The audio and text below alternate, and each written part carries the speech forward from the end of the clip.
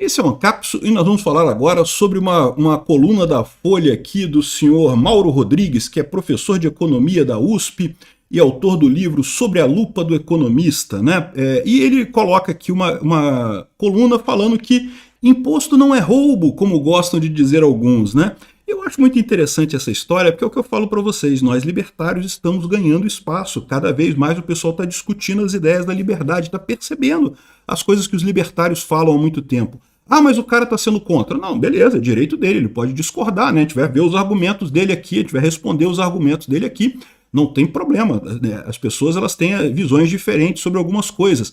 Mas para pensar, você acha que há 10 anos atrás, há 20 anos atrás, alguém estaria sequer discutindo esse assunto? Quem trouxe esse assunto, meu amigo, fomos nós, libertários anarcocapitalistas. E sim, imposto é roubo, é óbvio que é roubo. Você é obrigado a pagar, não tem pacto nenhum. Eu acho ótimo pactos, eu respeito todos os pactos que eu faço.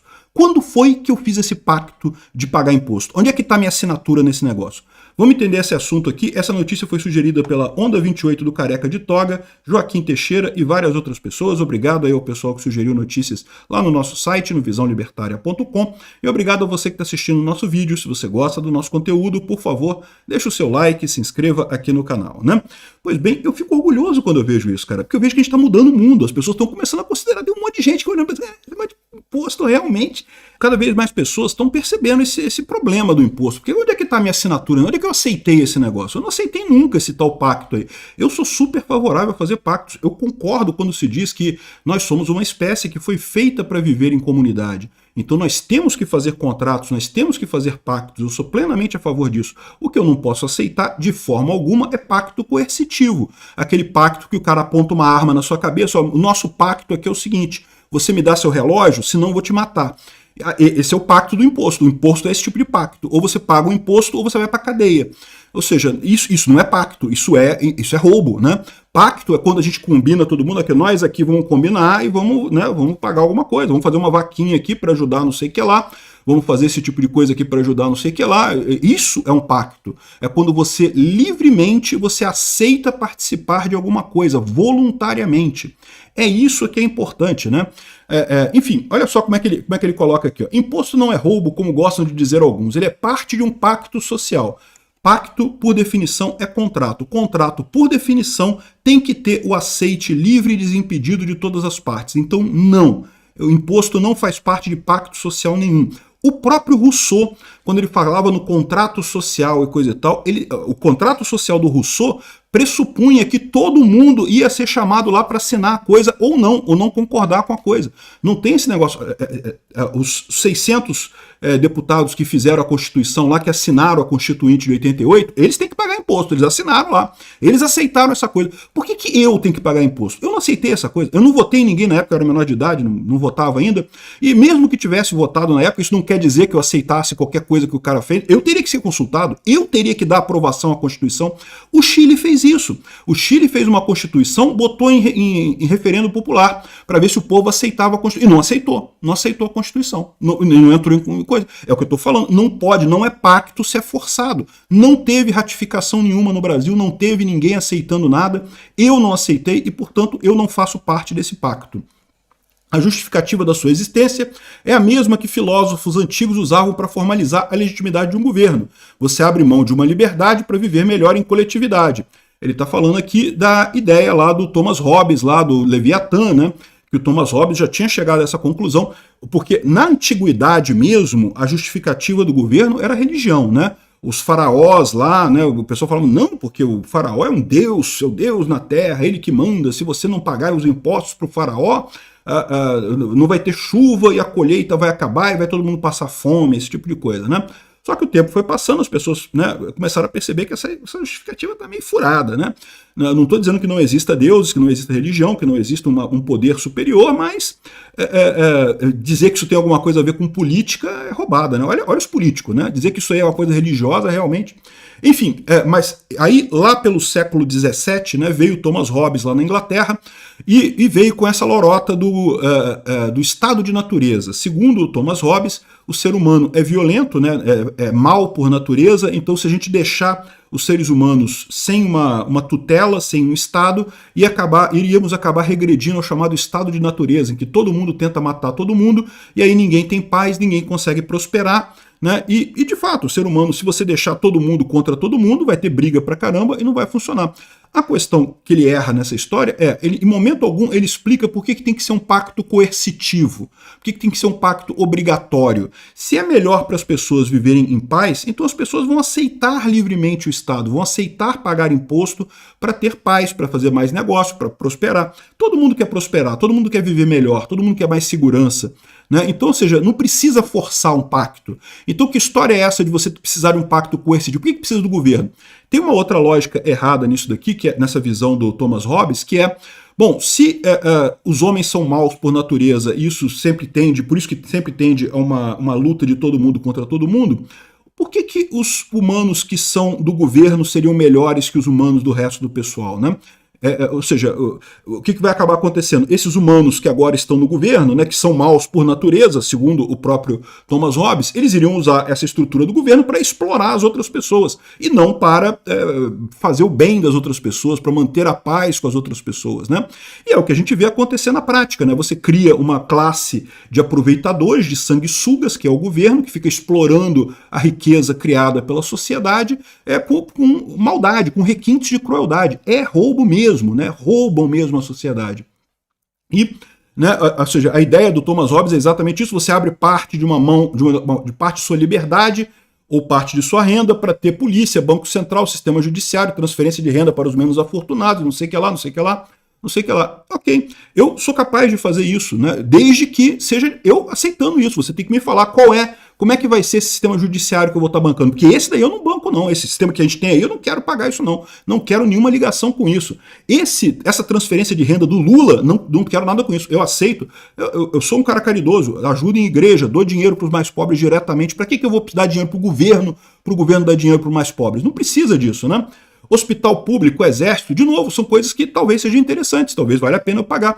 Mas por que eu não pago direto a saúde? Por que eu preciso dar dinheiro para o governo fazer um hospital público? Não seria melhor eu pagar o hospital público de uma vez diretamente, né? Mas enfim, essa é a lorota que eles contam aqui, que seria melhor, mas não, no final das contas é o que diz o Bastiat, né? O Bastiat lá na lei fala que não, porque os políticos se julgam ser de um barro mais fino que o resto da população, né?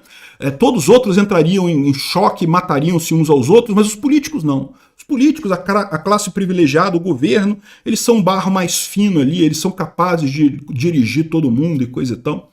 Ou seja, é uma lorota esse papo que eles estão falando aqui, né?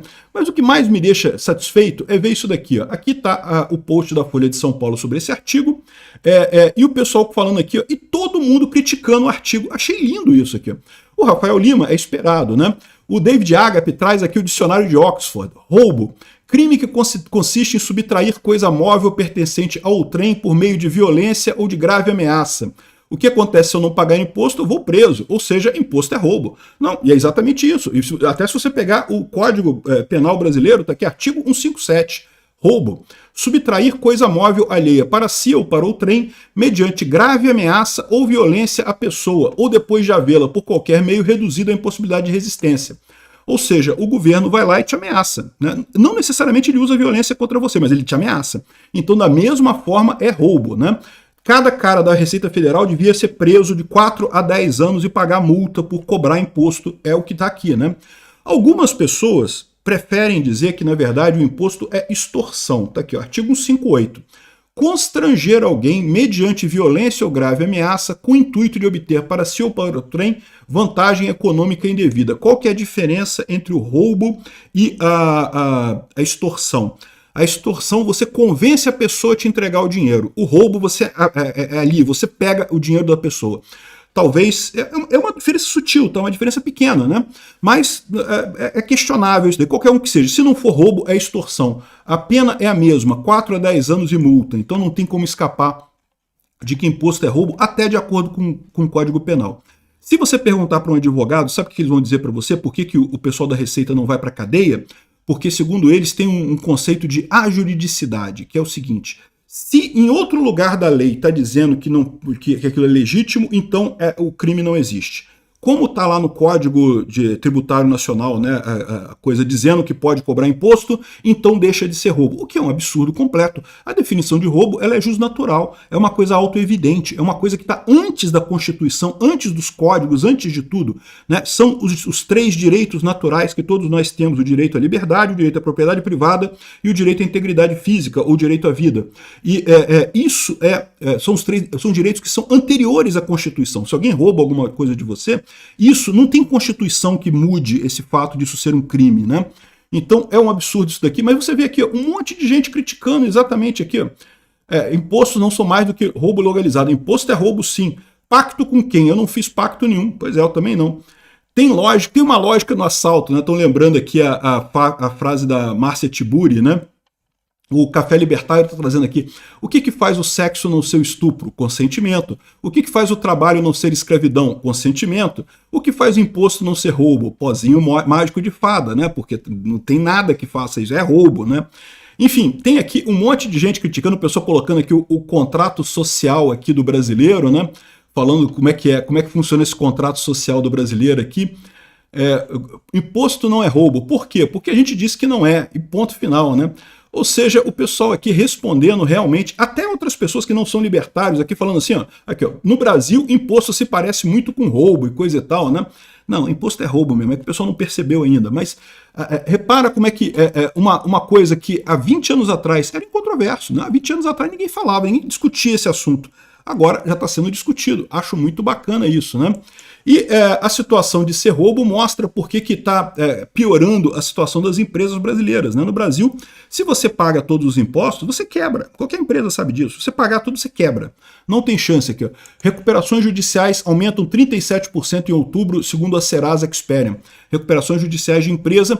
Por quê? Porque a malha fina da Receita está intensificando as notificações de imposto, está cobrando mais imposto. O Lula quer muito dinheiro para dar dinheiro lá para a Janja, para comprar avião, para dar para os cupincha dele, coisa e tal. Então está intensificando esse negócio de cobrar imposto. E aí o que está acontecendo? As empresas estão quebrando. É isso daí, é roubo mesmo. Ou seja, o ladrão está começando a matar as vítimas. Obrigado por assistir o vídeo até o final. Além de curtir, compartilhar e se inscrever no canal, considere se tornar patrocinador com valores a partir de R$ 1,99. Clique no botão Seja Membro abaixo para saber as condições e vantagens de patrocinar o canal. Mais informações sobre o nosso projeto, visite nossos sites indicados na tela.